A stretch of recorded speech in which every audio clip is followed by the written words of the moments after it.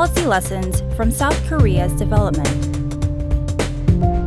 Accelerating industrial diversification in the 1980s with Byeongwon Park. Hi, I'm Byeongwon Park, a research fellow in Science Technology Policy Institute, STEPI. I'd like to provide some key insight on how latecomer country like South Korea was able to succeed in transforming the industrial structures. Definitely there are some answers, not whole answers. It is almost impossible to have the full picture of the success secret. First is that South Korea select industry with short cycle times of technologies. Here, cycle time is the speed of change in the knowledge base of specific technologies. This explanation is based on Professor Lee Geun from Seoul National Universities.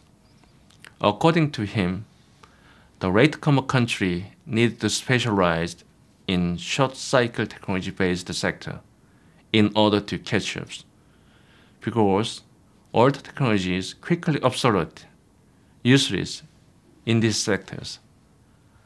The new technology tended to emerge more often that might be less disadvantageous or great opportunity for the latecomers, who nearly rely less on the old technologies.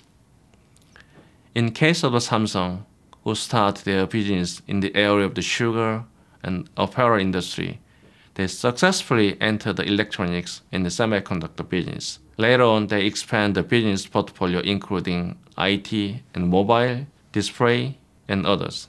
Definitely, Jabal system and government finance helped them succeed, but they were clever enough to select the electronics at first, which has the short cycle of the technologies. Second is the well-trained human resource. The eminent technology paradigm change caused the serious challenges to latecomers. That is the human resource with enough managerial and technical skills. This was made possible through the long learning and continuing effort to craft highly educated learning societies due to the South Koreans' high respect for learnings. South Korean society has strong bias in favor of the educations and has the belief that without a well-educated workforce, economic development would not occur. The third point is the role of the government. First of all, I have to mention about the quality and dedication of bureaucrat. The South Korean bureaucrat was exceptional. During the early stage of the industrializations, the Korean government has placed high priority on developing countries' indigenous technological capabilities and creating world-class industry infrastructures. Successful diversification of industry paved the way for diversification of export into semiconductor, car making, chemicals, ship, and machinery industries. For example, government nurtured the electronic industry in Korea in various ways. They provide legislative basis for growth of the high technology industry through the means of such as national banking regulations, low-interest loans, tax incentives, and duty-free import of selected capital goods. It promotes education and R&D for high-tech industry by providing direct financial support to the public and the non-profit institute, such as universities, also other educational institutes. In addition, it funds infrastructure development that include highway, transportation system, rapid dissemination of internet-type service, etc. The fourth reason is the role of big conglomerate we called Jabal.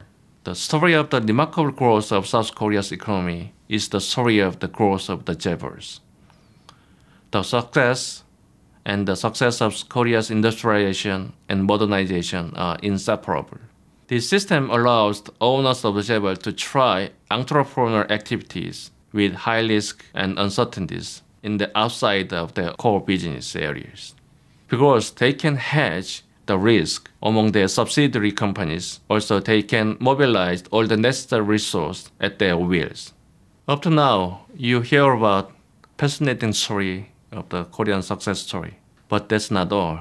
Some challenges that South Korea industry are facing at the moment is that limited competence in the area of the industry with a long technology life cycle due to the emerging countries like China, India. South Korea is still far away to attain core competencies in the area of the healthcare, energy, and material science. Also, the risk is to accelerate due to the exponential development of technology such as artificial intelligence, big data, cloud computing, etc. The second challenge is that the role of the government in the industrial and education policy is changing. There are definitely new roles in the globalized world, but still government has difficult to find the solutions. Thirdly, the social cohesion become a key concern among the South Korean peoples. One is the rapid aging with a low birth rate, the widening social and economic inequalities, etc. is the key challenging that we have to solve. Fourthly, weak competitiveness of the service industry will be the long concern in terms of productivity increase and job creations. Even though IT competency is among the highest, it does not contribute productivity increase as expected at first. In summary, it is almost impossible to cover 30 years history of South Korean high-technology industrialization, as you easily imagine. However, South Korea experience could provide some clues on what might be important things to other countries. But I believe that the user should keep in mind contextual difference among the countries.